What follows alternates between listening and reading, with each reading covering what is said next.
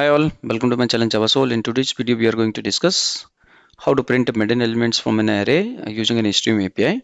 Before we start this video, if you are enjoying this content, don't forget to subscribe to the channel and hit the notification bell so you never miss an update. Let's start this video.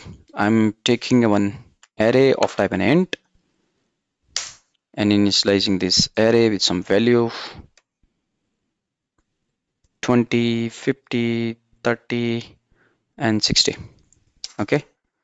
First of all, we need to get stream from this array, and we need to use arrays.stream and we'll pass array. Okay, then we'll call a find first, and as you can see here, it's returning an optional int. Okay, so if we are not aware of this hidden means the first elements of an array we need to print.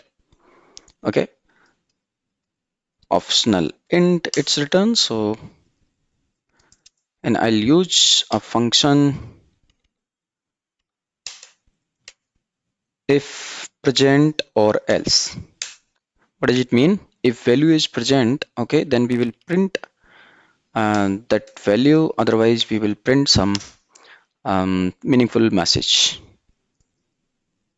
System.out.println I, otherwise we are going to print no element exists.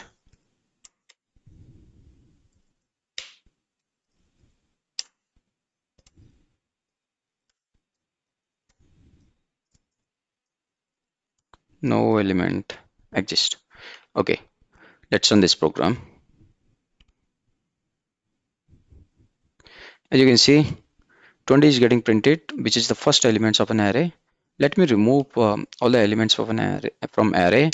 Now this array is not having any elements, means it's an empty array. Okay, according to this one, this piece of code should get execute. So we should see no element exists in the console.